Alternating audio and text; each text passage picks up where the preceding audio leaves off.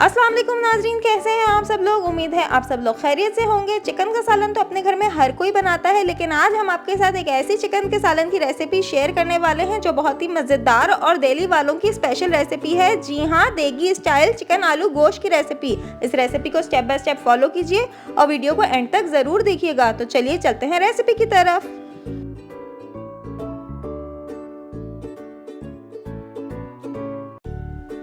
सबसे पहले हमने 3 दरमियाने साइज की प्याज ली है और 3 ही टमाटर लिए हैं। उसे हमने बारीक कट करके प्रेशर कुकर में गला लिया है। इसके बाद हम इसको घोट लेंगे। ये इतना ज़्यादा सॉफ्ट हो जाता है कि इसी तरह चमचे से ही बिल्कुल बारीक हो जाएगा और एक पेस्ट सा बन जाएगा। ये हम रेसिपी तकरीबन 1 किलो चिकन के लिए बना रहे हैं। 5 से 6 लोग आराम से इसमें खा सकेंगे। इसमें हमने 1 टीस्पून नमक ऐड किया था और 3 जवे लहसुन के बड़े बड़े वो भी हम इसमें डाल दिए थे और वो अच्छी तरीके से गल गए थे। तो हमने सब चीज़ों को घोट लिया है। तकरीबन हाफ कप इसमें हमने कुकिंग ऑयल डाला है। ये 1 केजी चिकन हमने धोकर रखी हुई थी।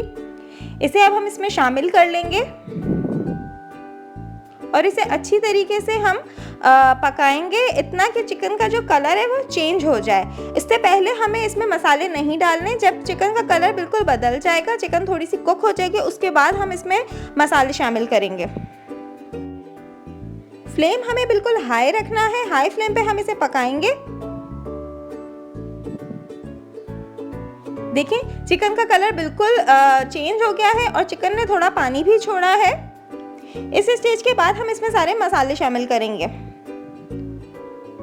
मसालों में इसमें हमने 1 टीस्पून लाल मिर्च पाउडर लिया है, हाफ टी स्पून हल्दी पाउडर लिया है, 1.5 टीस्पून इसमें धनिया पाउडर लिया है, हाफ टी स्पून जीरा लिया है, सफ़ेद ज़ीरा हम इसमें शामिल कर रहे हैं। 1 टीस्पून इसमें हमने देगी लाल मिर्च शामिल की है। 2 से 3 इसके अंदर हमने छोटी इलायची और 1 बड़ी इलायची शामिल की है। 1 छोटा टुकड़ा दालचीनी का लिया है। 4 से 5 लौंगे और 4 से 5 ही काली मिर्चों के दाने इसमें डाले हैं। बहुत ही मज़ेदार सा देगी मसाला बना के हम इसके अंदर शामिल कर दिया है। इसके बाद हम इसे अच्छे से पकाएंगे।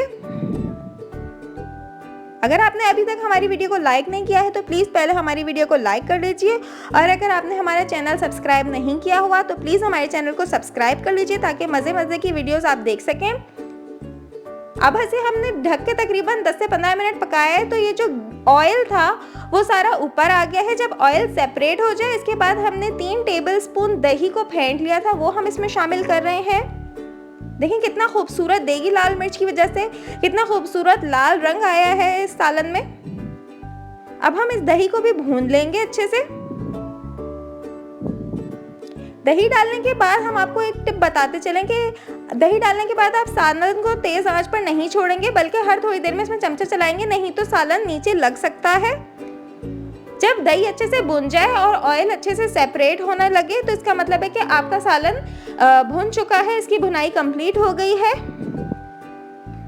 ये देखिए सारा ऑयल ऊपर आने लगा है। इस स्टेज पे हमने तकरीबन 3 से 4 आलू हाफ कट करके रखे थे, वो हम इसके अंदर शामिल कर रहे हैं। आपके ऊपर है ये, आपको जितने आलू पसंद हैं, आप ज़्यादा डालना चाहते हैं आप बढ़ा सकते हैं। थोड़ा सा आलू को भी इसी ऑयल में हम भूनेंगे।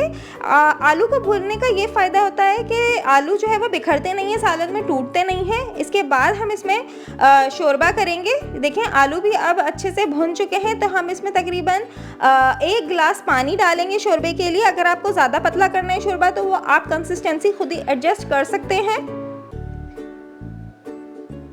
मैं यहाँ पे बहुत ज़्यादा पानी ऐड नहीं कर रही हूँ क्योंकि मुझे थोड़ा थिक शोरबा पसंद है। आप अपनी मर्ज़ी से उसकी कंसिस्टेंसी जो है वो एडजस्ट कर लें।